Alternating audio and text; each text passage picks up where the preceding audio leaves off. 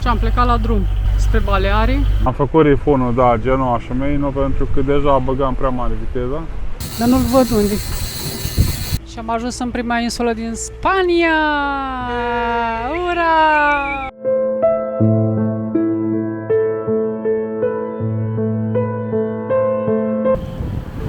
Lăsăm în urmă stâncile din Bonifacio și mergem direct spre vestul Sardiniei.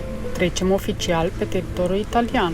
Acum doar trebuie să convingem și marea să țină cu noi. Am ancorat în La Pelosa. O apă superbă. În aproape 4 metri de apă. Consider că e Bahamas în Sardinia. Dacă cât de limpede este apa. Așa arată La Pelosa de sus. Apa e atât de limpede încât zici că am aruncat ancora direct într-un acvariu gigantic. Priviți de sus, locul ăsta nu doar că îți taie răsuflarea, dar te face să simți o liniște aproape copleșitoare.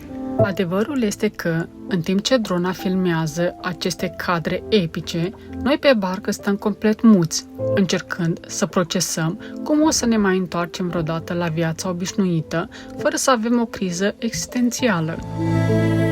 Ultimul apus în Italia. Lăsăm în urmă un paradis pentru o nouă aventură. Și am plecat la drum spre Balearii. 9:40. La 9:40. Avem un drum lung de parcurs, 200 de mile aproape. Vedem ce ne așteaptă pe drum. Să avem un sailing frumos și fără peripeții.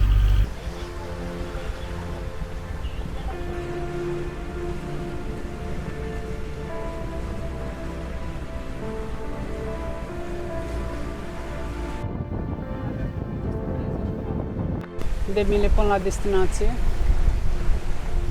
Destul de mult, dar o să trecem. Ia zi ce face capitanul. Capitanul ăsta și se bronzează. La apus. La apus de soare.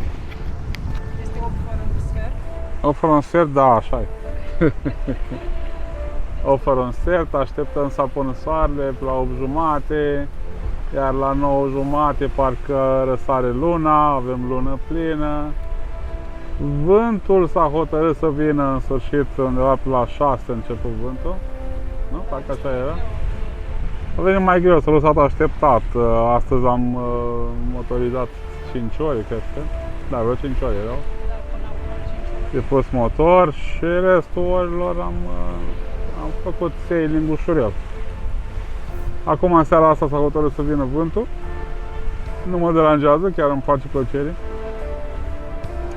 Marea e relativ calmă, cât se poate să fie de calmă la 14 noduri. Dar nici agitată prea tare, nu ne încetinește așa. Vântul oricum vine din laterală și valurile laterală față așa un pic, dar văd că nu ne frânează prea tare. Am făcut rifunul, da, Genoa și Meino, pentru că deja băgam prea mare viteza.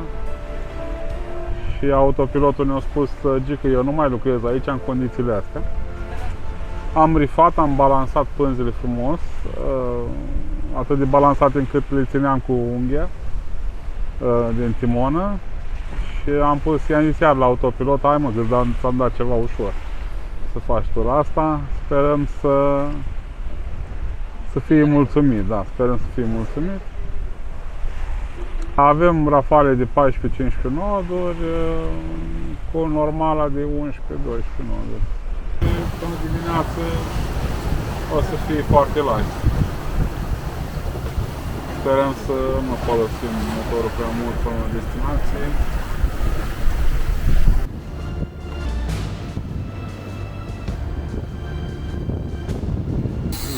Dar nu-l văd unde. Sub apă. Se vede ceva în apă. Tania, pregătește cantea. Au pregătit-o Tudor.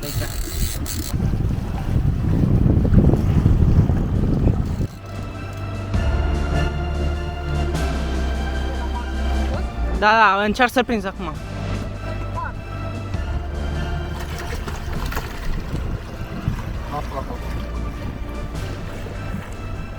Dar știi că ăla e trecut prin cap prin ochi. Da. Cred că le-am oară bine.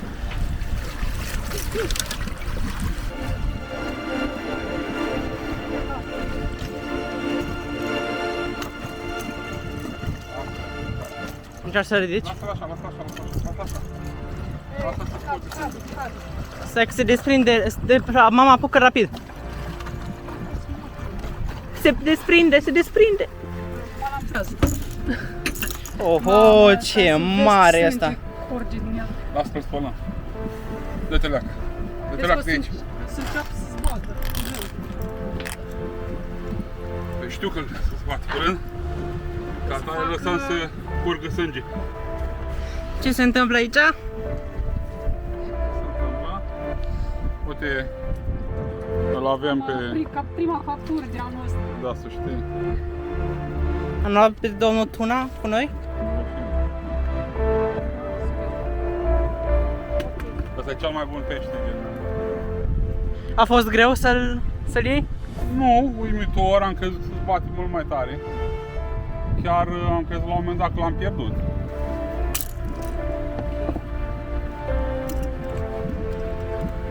Asta e mai L-am tare. găurit săracul când m-am prins. Ok, gata. Ce-ai prins, Petric, acolo? Deci am prins una bucată tuna, cred că e bluefin după cum arată. Da, are vreo 10 kg, cred că. Să știi că nu e ușor.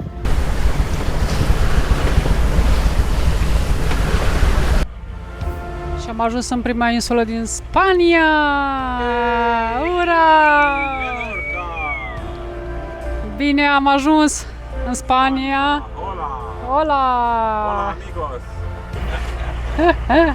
Nu va colțul chiar la stânca aia. Poți să iei un pic mai largă. Sigur ai niște stânci sub apă mare.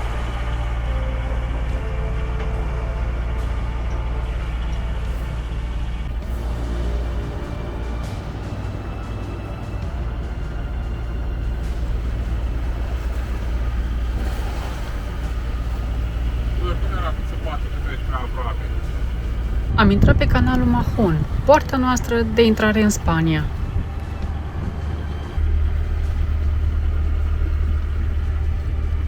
Ce îngustă-i canalul. Marea agitată a rămas în urmă, iar aici, printre aceste fortărețe de piatră, totul devine liniștit. Am supraviețuit oficial traversării.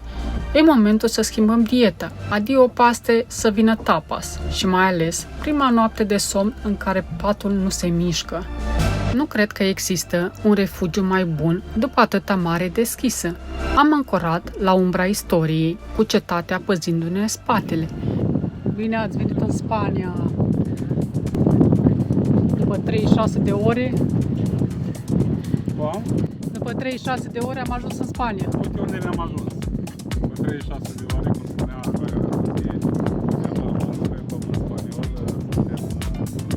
Asta se cheamă Menorca, orașul se cheamă Mahon, dar aici nu e Mahon, acolo mai la deal e Mahon. Da, trebuie să mergem un pic.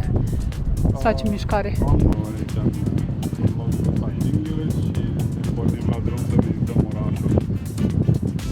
Primul oraș din Spania, așa? Da. Ce părere aveți, domnule? Abia aștept să văd ce mâncăruri au. Nu m-am mâncat. Că e foame. Și altceva? Spaniolul, ai ce frumos? Nu. Da, orașul cocoțat pe munte.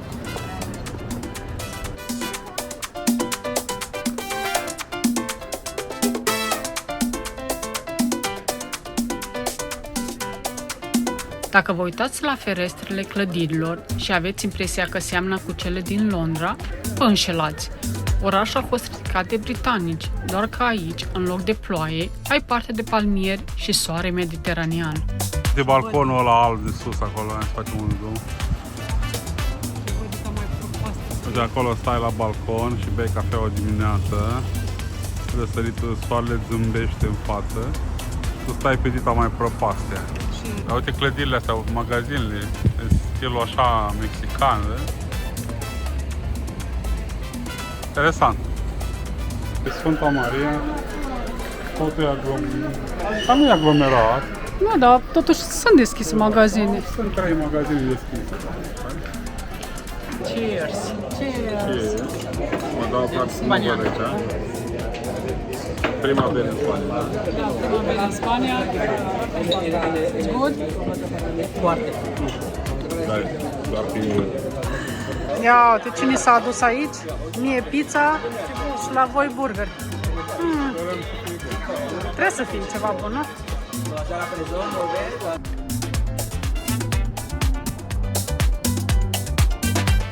Portul Cales Pons, pe înserat, arată absolut magic, cu terasele acelea luminate, săpate direct în stâncă, de vechi pescari. Pe mal e o liniște perfectă, dar la noi a intrat suelul în port, iar băcile de pescari se leagănă destul de tare. O amintire subtilă că pe apă nu ești niciodată complet parcat.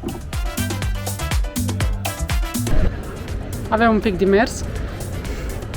Avem un pic mai mult din... Un pic mai mult.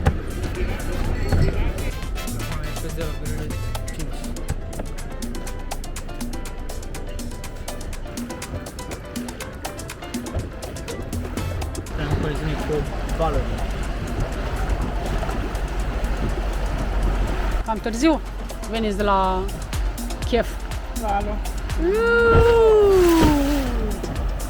Stai că încă nu-i valul. El și tocmai la 45 de grade.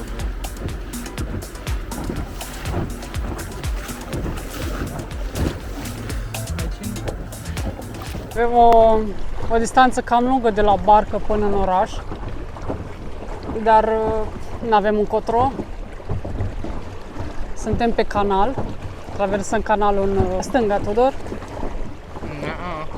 Mergem la shopping. Canalul e liber momentan, dar seara la 6 e jale ce în zona asta. Cea mai târziu, când o să ne întoarcem, să vezi și cum o să fie canalul ăsta. Când ne întoarcem? Fiecare pleacă mai la diferite ore, dar seara până în ora 6 trebuie să ajungă cu bărcile. Bag o leacă viteză.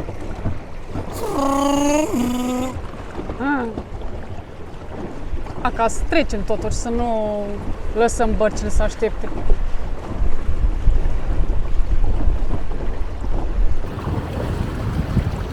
Mai este una, reușim să trecem și de asta. Ăștia nu știu dacă te văd. Așa nu mă văd, dar ăștia vor să vină aici. Și am ajuns aproape de oraș. O să încercăm să lăsăm dinghiul undeva prin zonă. Interesante clădirile, arhitectura clădirilor. E superb cum arată și îngrijit orașul. Putem să lăsăm tot aici lângă restaurant, nu? Aici o să lăsăm dinghiul pentru puținul timp care mergem până la market. Ce aici? Am găsit niște avocado la ofertă și vreau să iau câteva. Ce ai găsit acolo? Te-am prins! Castraveți murați sau ce? Aia... e bun.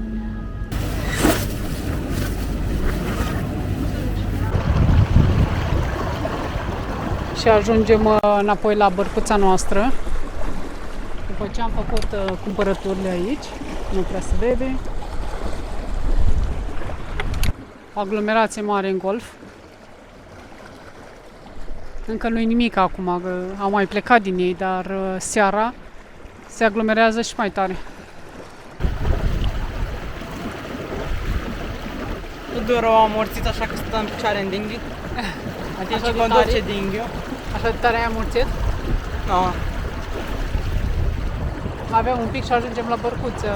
Urai! Destul de cald astăzi. Cred că ajungem peste 30 de grade la soare. Dar mai avem un pic și ajungem la bărcuță. În față... Uite, cu noi de asta trebuie să dăm, nu? Și am ajuns la bărcuță. Iată-l pe capitan. Ăla. Hai să ne ajuți, capitanii. Nu trebuie. Mă las singur.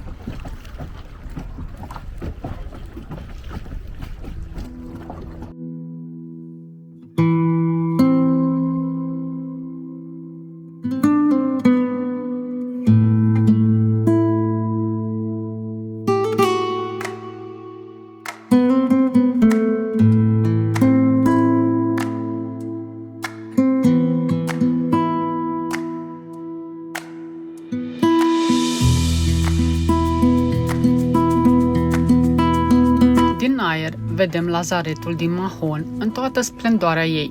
Ziduri uriașe, arhitectură genială. Pe vremuri, aici intrau în carantină echipajele suspecte de boli exotice. Marinarii veniți de la capătul lumii erau blocați până primeau undă verde. Privită de sus, e superbă, dar istoria ei îți dă un pic de fiori.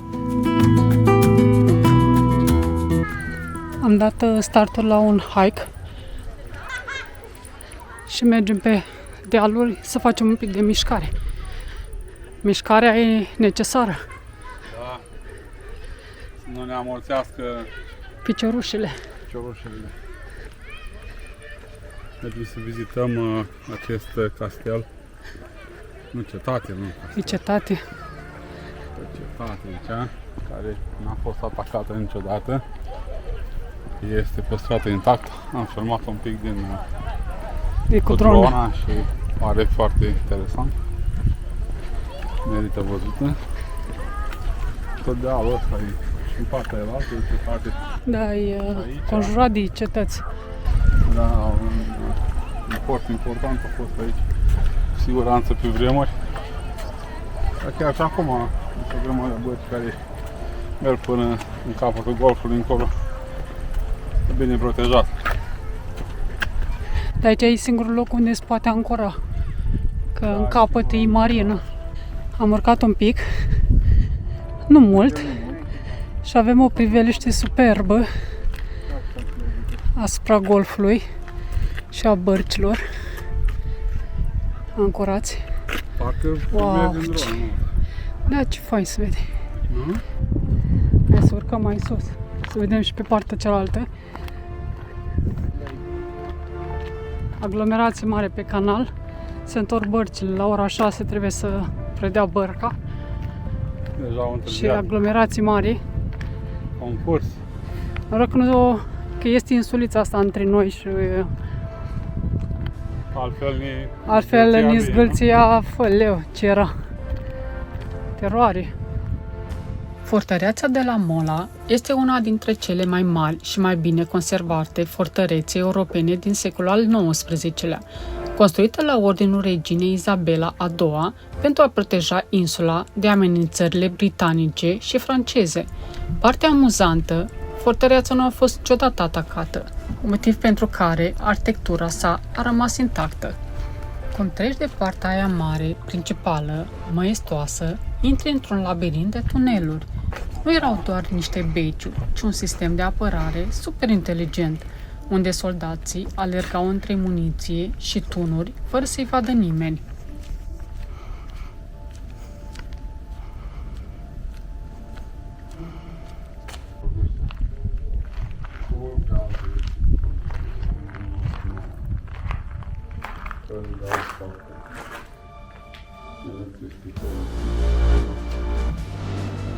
Putea arata aia mare și probabil că acționa ca un din Și aici văd că punea ăsta, lemne pe foc. O privată pictată. Da, e un tunel. Hai, măriți pasul. Să avem să facem mai mult.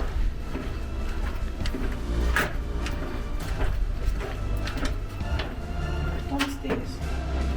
Galerii. Deci era fontena? Canoul de aici. Bă, ce mișto ăla. Aha, ce mișto e. Era o chestie grea. Ce fain arată asta.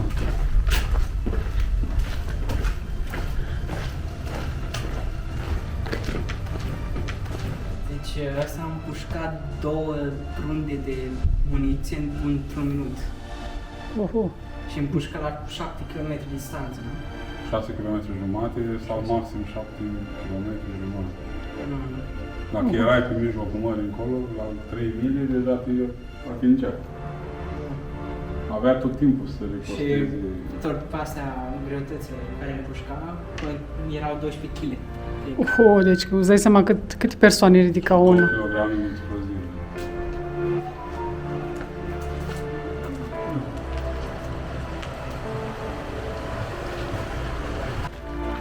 Asta era un unghi ca să se vadă ce pe aici să nu te nimerească de la...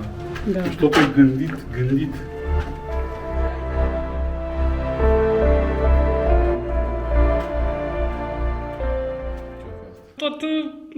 mergem, dar... Parcă ne uităm într-o oglindă, efectiv, și tot Da, intrăm mai departe în oglinda noastră. Deși nu ne reflectăm noi, dar doar ușile. Da, ce lungă. Dar are capăt? Hai. Nu știu dacă se vede. Mamă, dar nu cred că aș vrea să merg până în capăt. De ce? De ce? Dar uite leacă, că... Parcă e o oglindă, măi, nu se mai termină Păi da, niciodată. te pune. Uite leacă, ce... Zona crepusculară. Aveai senzația că e aproape, dar totuși... Ei... Wow.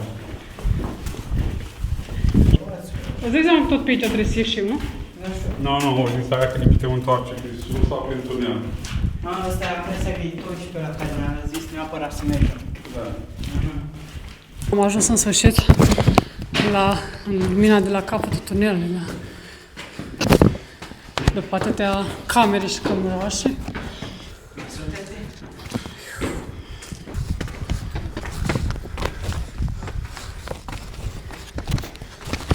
Unde suntem noi? Hai să vedem ce la 10. Nota 10. Nota 10. Sper să nu rămânem aici peste noapte, să La ora 8 mai plătim închide. un bilet pentru mâine ca să ieșim de aici. Mai avem 20 de minute până ar trebui să ieșim. Într-o cetate super mare. Nici măcar nu știu cum să ajung înapoi. Încă o poartă. Încă o poartă care te duce undeva.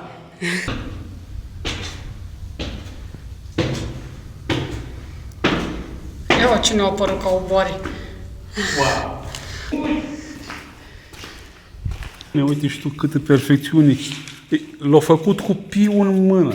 Deci pi, R pătrat, o calculat fiecare rază aici, totul. la rotund. Făcut bine, și toată, uite un pic, arcada asta și totul este construit la perfecție.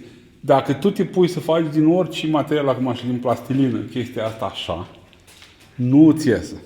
Nu ți iese așa la Trebuie o rotund. grămadă de matematică să vii cu ăsta la rotund, plus astea. Da. După aia să faci arcadele astea, să știi unde te oprești, Nu, de dar unde uite până și unde. sus acolo, ci la rotund e făcut Deci oamenii tavanul. ăștia au construcțiile în sânge. Nu știu Super. cine a fost arhitectul, dar era bun la matematică. Mai mult ca sigur. Ce faci pe acolo? Ce ți-a plăcut așa de mult? Aha. Chestia că am văzut numai un sfert. Un sfert din focul ăsta. Ai văzut ce mai important? A fost impresionant, n-am mai văzut așa fortăreață până acum. Așa e. Imaginează să fii soldat aici, în partea asta, la început, și trimite șeful 3 ore până în capătul celălalt. Da, mă, dar nu te duci să vizitezi. Până acolo probabil faci 20 de minute, că Și aveau ai mai cai, vizitat. aveau ceva, nu? Care... Uite, astea sunt morminte, nu? Nu știu. Nu știu dacă erau mormite, că îți dai seama câți oameni erau în zona asta, e greu să cred că... Și totul parașul funerari sau tot. Da, nu știu ce ar putea fi. Oare câte bărci s-au adunat în ancorajul acesta? De cât am plecat noi. De ar trebui să numărăm, cred că. Uite, încă mai vine una. Avem un apus de soare, un pic estompat de umiditatea și prezentă. Cred că avem 70-80% cel puțin umiditate, se simte în aer. Dar avem noroc de acest vânt, briză care bate frumos și îți permite să mai respiri un pic. Sunt foarte multe bărci, una lângă alta, cred că au 20 de metri una de alta. Deci aici este cel mai busy ancoraj, cel mai aglomerat ancoraj în care am fost, cred că vreodată. Cred că în Laca erau mai mult spațiu între bărci decât aici. Impresionant. Deși nu e la fel de frumos ca în Laca, nici pe departe. Dar, cred că poziția fiind atât de protejată aici, atrage lumea.